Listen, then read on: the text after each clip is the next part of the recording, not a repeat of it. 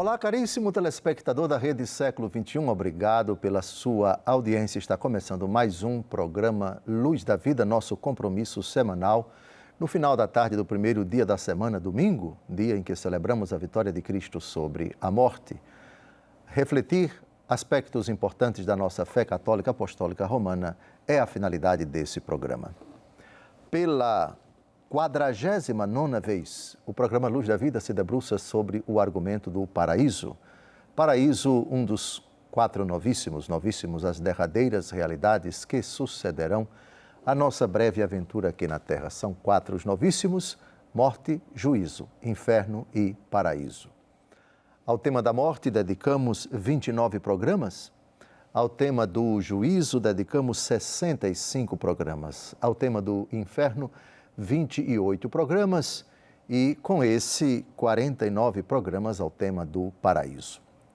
Continuamos com Santa Catarina de Gênova, que teve visões sobre o purgatório e transformou essas visões num livro chamado Tratado do Purgatório. Estamos a investigar a experiência dessa santa que esteve lá, que viu, que presenciou e descreveu o purgatório, suas penas, seu fogo purificador, as almas que estão no purgatório. Agora vamos dar continuidade à nossa leitura parte por parte desse tratado, com o parágrafo 15 do seu tratado, cujo título é bem simples e é bem atual, bem oportuno para todos nós, para mim, para a senhora, para o senhor, para você, para todo mundo. A importância do purgatório. Por que é importante tratar desse assunto? Com a palavra Santa Catarina de Gênova. A importância que tem o purgatório é algo que nenhuma língua humana pode exprimir, nem a mente compreender. Eu vejo nele tanta pena como no inferno. E vejo, no entanto, que a alma que se sentisse com tal mancha o receberia como uma misericórdia, tal como eu disse, não tendo em nada, em certo sentido, em comparação com aquela mancha que impede de se unir a seu amor. Parece-me que a pena das almas no purgatório consiste mais que veem em si algo que desagrada a Deus e que fizeram voluntariamente contra tanta bondade de Deus, que em quaisquer outras penas que ali podem encontrar. E digo isto porque, estando elas na graça, veem a verdadeira importância do impedimento que não as deixa se acercar, se aproximar de Deus.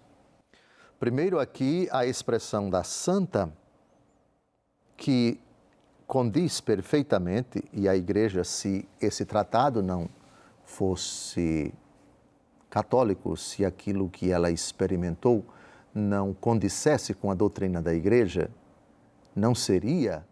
não integraria o processo de beatificação e de canonização de Santa Catarina de Gênova.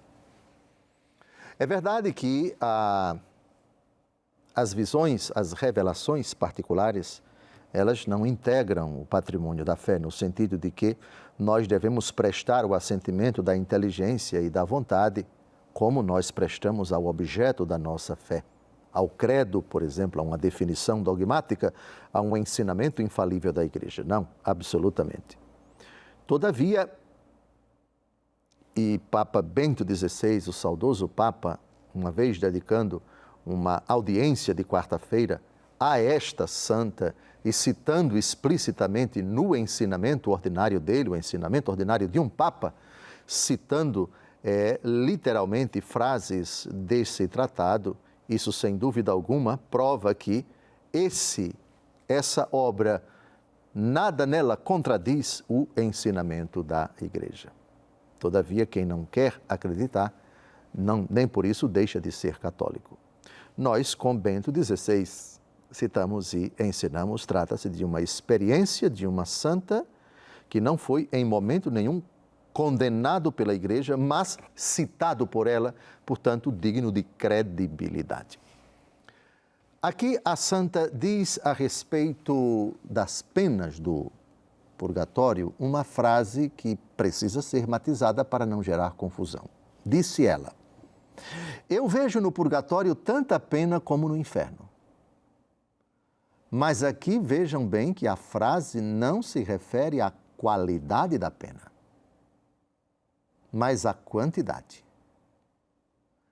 A quantidade da pena no inferno, porém, é interminável. O inferno jamais terá fim. O purgatório tem. Essa é a primeira coisa. As almas que se purificam no purgatório não ficarão lá perpetuamente, eternamente. E é somente Deus Todo-Poderoso quem decide quando, abrasando com o seu amor o fogo purificador, aquelas almas já se libertaram completamente da ferrugem do pecado, da deformidade do pecado e das pequenas faltas leves que, todavia, somente elas, enquanto tais, não tiram a graça de Deus enquanto peregrinamos aqui na terra. Portanto, são penas dolorosas. Vamos ainda tratar desse aspecto. Já vimos que são, ao mesmo tempo, com as penas dolorosas, intensas, as felicidades das almas do purgatório, porque estão certas da sua salvação, porque a esperança delas, intensa, e a presença do amor de Deus a purificá-las, as torna almas felizes, se quisermos, almas benditas, benditas porque partiram na graça de Deus. Mas a expressão tanta pena como no inferno, uma impressão pessoal de Santa Catarina, todavia. Por favor, Santa Catarina que em nenhum momento descreve com detalhes as penas do inferno. Digamos assim, já vimos no Catecismo da Igreja Católica que, essencialmente, substancialmente, nunca se pode comparar purgatório com inferno. Mas, tanta pena como? Justamente para mostrar que não é somente um lugar de alegria, mas também de grande dor. Mas por que a grande dor? Por que a alma sofre tanto? Ela sofre porque descobre, sem o pecado mortal, vimos aqui, sem o pecado mortal, enxerga-se Deus de uma outra forma. Lembram de uma das bem-aventuranças? Bem-aventurados os puros de coração, porque eles verão Deus? Quando você enxerga puramente, quando você enxerga sem nenhum empecilho, visão. Então imaginemos um pouco de catarata, um pouco de qualquer realidade que ofusca, que se coloca entre a íris do olho, entre o próprio olho e a coisa ou a pessoa que você enxerga. Se alguma coisa se interpõe entre o olho e o objeto ou a pessoa que é vista, você não enxerga direito. Você não enxerga em 100%. Está nublado, por exemplo. Então, aquela névoa entre o olho e o objeto não permite que você veja com tanta clareza. Mais ou menos isso serve para nós compararmos o que o pecado produz no coração da pessoa. Quem vive no pecado não enxerga Deus. Isso se aplica já aqui na terra. Isso quer dizer que, se não enxergamos Deus, não o conhecemos suficientemente. Então, não conseguimos avaliar o tamanho, a grandeza da bondade e da misericórdia de Deus, sujeitos ao pecado, ou tendo-o cometido, ou estando cometendo o pecado. Mas no purgatório não existe mais pecado. O que existe são ferrugens do pecado, nódoas do pecado, deformidades provocadas pelo pecado. e pequenas faltas leves. Todavia, apesar dessas sequelas, dessas consequências do pecado, não existe pecado mortal, mas estado de graça. E quem está na graça de Deus, seja aqui, seja no purgatório, seja no céu, enxerga Deus de uma outra forma. Porque estando puro, vê melhor a pureza que é Deus, o puro que é Deus, o santo que é Deus, a bondade que é Deus, a infinita misericórdia de Deus. E é olhando para a bondade que se compreende como eu pude machucá-la, como eu pude ofendê-la. Deus é tão bom. E eu, com o meu pecado, ofendi essa bondade. É verdade, me reconciliei com Ele. Parti para a eternidade na amizade com Ele. Mas o simples fato de saber que em minha alma ainda existe um pingo, um pedacinho de sequela do pecado que me impede de entrar no céu, o que mais me dói não é o fato de eu não entrar ainda no céu, mas o fato de ter ofendido a bondade de Deus. Aqui na Terra tem determinadas pessoas que são tão puras. Dou um pequeno exemplo, só um pequeno exemplo, bem distante. Pessoa que não faz mal a uma mosca. Imaginemos, ele tira, uma pessoa piedosíssima, tira o seu carro da garagem. Daqui a pouco ele ouve um barulho, treco. Aí ele para o carro, quando menos espera, sem querer, nem sabia ele que tinha um cachorrinho ali deitado, bem perto do pneu, e o carro o esmagou. Um cachorrinho.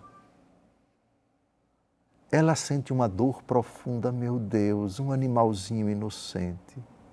É óbvio que uma pessoa que vive nas trevas, uma pessoa que não tem essa sensibilidade pelo seu pecado, bobagem, sentir uma dor por causa de um gatinho, de um cachorrinho. Talvez eu tenha usado um exemplo bobo, mas daí para mostrar quem não quer o mal a ninguém, não quer também nem aos animaizinhos. Isso traduz, pode ser, e creio que sempre quase traduz, sinal de temor a Deus, de pureza, de que não querer machucar nenhuma criatura, quanto mais Deus. Esse é um dos sentimentos que as almas do purgatório experimentam. Ferir o amor de Deus, que não mereceria ser absolutamente ferido. Está terminando o nosso primeiro bloco, não saia daí. Depois retomamos esse argumento ainda no parágrafo 15.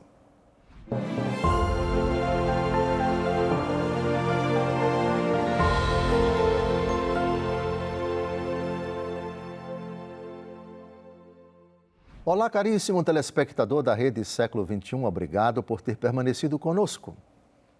Depois desse breve intervalo, está começando o nosso segundo e último bloco do nosso compromisso semanal, programa Luz da Vida, pela 49ª vez debruçado sobre o argumento do paraíso.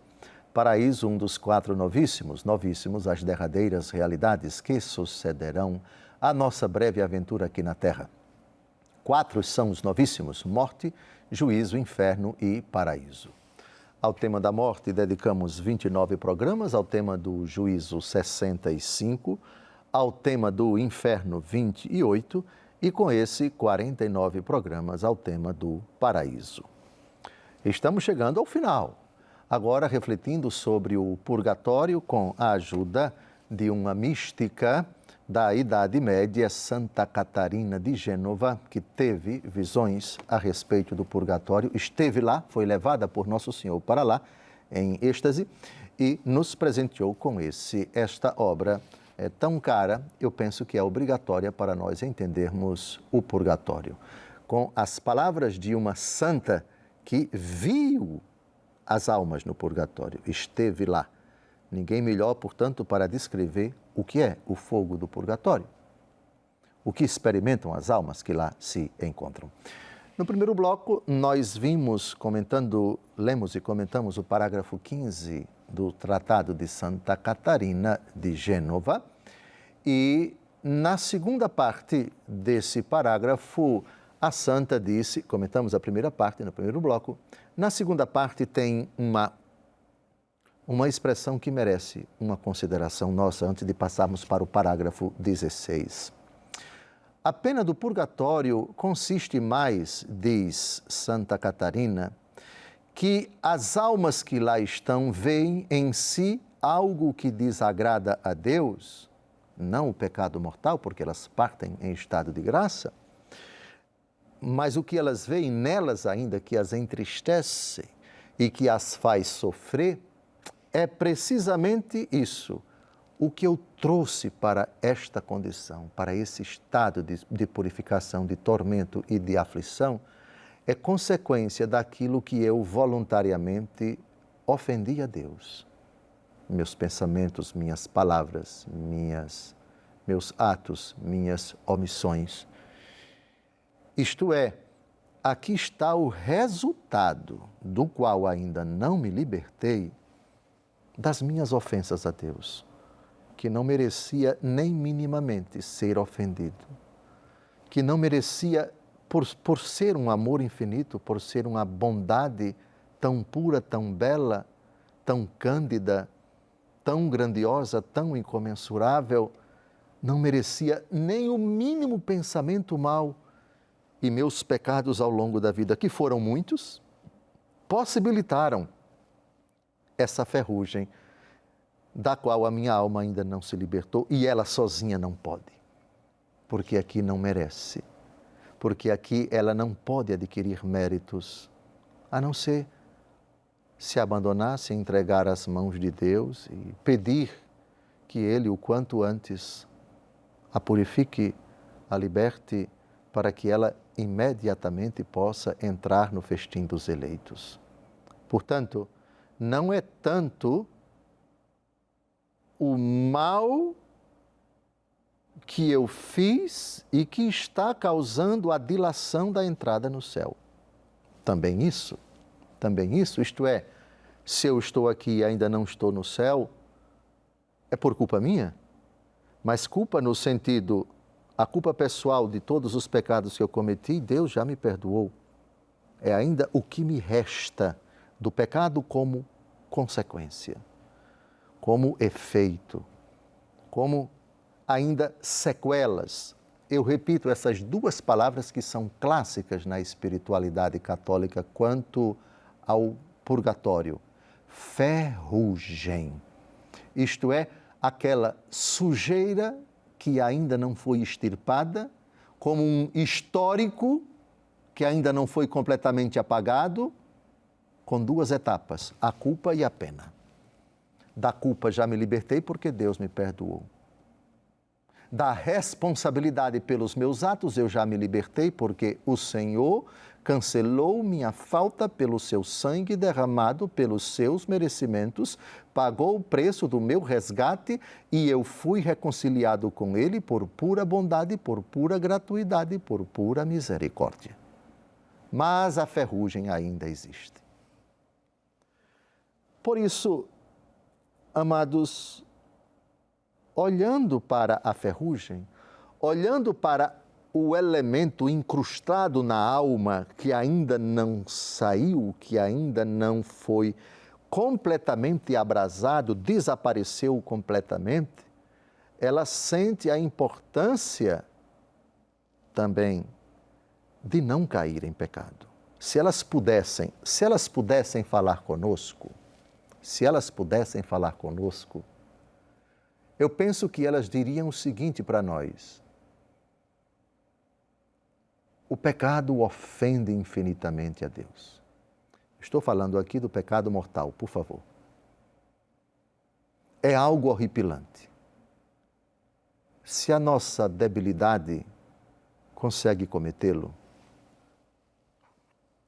não devemos, por muito tempo, permanecer nele ou neles,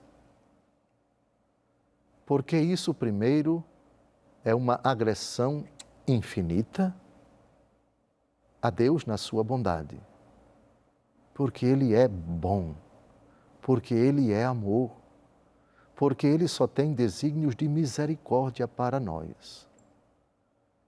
é uma resposta não só covarde, mas uma resposta de uma ingratidão inominável. Há tanta bondade que vem de Deus, há tanta ternura. Se elas pudessem falar conosco, elas diriam: sim, tivemos o privilégio de deixar esta vida reconciliados com Deus. E o fato de nós estarmos aqui mostra, primeiro, como Deus é bom, por nos ter perdoado. O nosso arrependimento, se dependesse somente de nós, mérito nenhum nós temos, nem tivemos, nem ninguém terá, para merecer o perdão de Deus. Quem pode dizer que merece o perdão de Deus? Ninguém. Ainda que arrependidos, se chegamos ao arrependimento, foi dom de Deus, foi dádiva de Deus, foi presente de Deus, foi ajuda de Deus, foi concurso de Deus.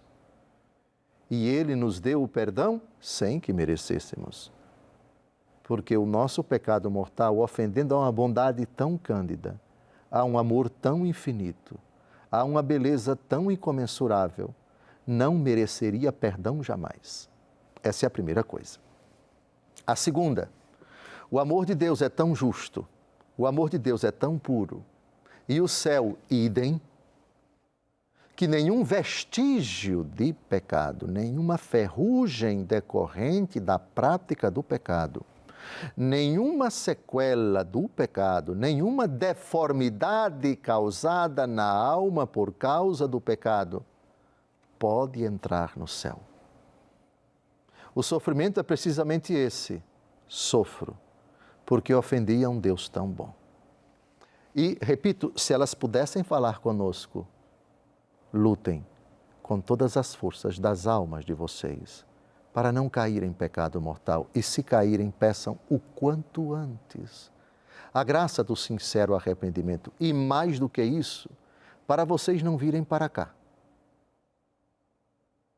A graça de buscar ainda na vida terrena, seja por uma vida de oração, seja pela prática da oração, a prática da mortificação, da penitência, e são tantas, a prática da caridade, para reparar nesta terra as sequelas do pecado, a ferrugem do pecado.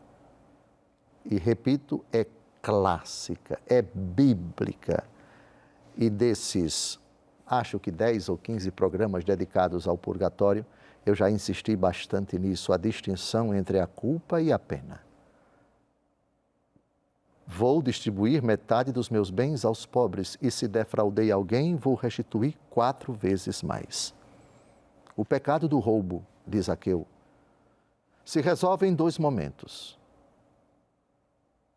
O perdão que ele recebe de Jesus, desce, é necessário que eu esteja na tua casa. Hoje a salvação entrou nesta casa, primeira parte, libertação da culpa, e depois a libertação da pena. Você roubou, se enriqueceu, mas o dano foi causado, o prejuízo foi causado, você tem uma dívida, não quanto à culpa, mas quanto à pena. E essa dívida é de justiça, não toca tanto a misericórdia, é de justiça. Amor e verdade se encontram, justiça e paz se abraçam. Eu penso que esse é um fundamento ótimo para nós compreendermos por que uma pessoa amada e perdoada ainda sofre por ter pecado contra Deus. Sofre não pela culpa, ela não tem mais culpa, porque ela se arrependeu, porque ela se humilhou diante de Deus, porque ela pediu perdão a Deus. Mas a coisa não é somente aí, não para por aí quando de fato o manto de Cristo, o sangue de Cristo, os méritos de Cristo lavam verdadeiramente a nossa alma. As consequências, meu amigo, elas ficaram, e você tem a obrigação, por favor, Mateus capítulo 5, versículo 25, serás posto em prisão e de lá não sairás, até que tenhas pago o último centavo. Pagamento no purgatório, doloroso, sofrido, extremamente angustiante. Angústia por estar ainda com essas imperfeições, aflição por ainda não ter se libertado, Repito essas 3 palavras fundamentais: ferrugem do pecado, deformidade causada pelo pecado e as pequenas faltas leves que ainda levamos conosco na graça. As almas que partem reconciliadas ainda levam consigo essa imperfeição, essa poeira, essa consequência que precisa ser libertada, que precisa ser extirpada, sem o que ninguém entra no céu, ninguém contempla Deus face a face. Eu teatralizei um pouco, tentando traduzir o que as almas do purgatório diriam para nós, mas em síntese é isto. Está terminando mais um encontro, ainda não terminamos a nossa saga com Santa Catarina de Gênova para compreender o mistério da purificação de Deus, do fogo abrasador das almas que partiram desta vida em estado de graça e padecem a purificação final. Um grande abraço, Deus abençoe sua vida. Até o próximo domingo, se Deus quiser, com Santa Catarina de Gênova.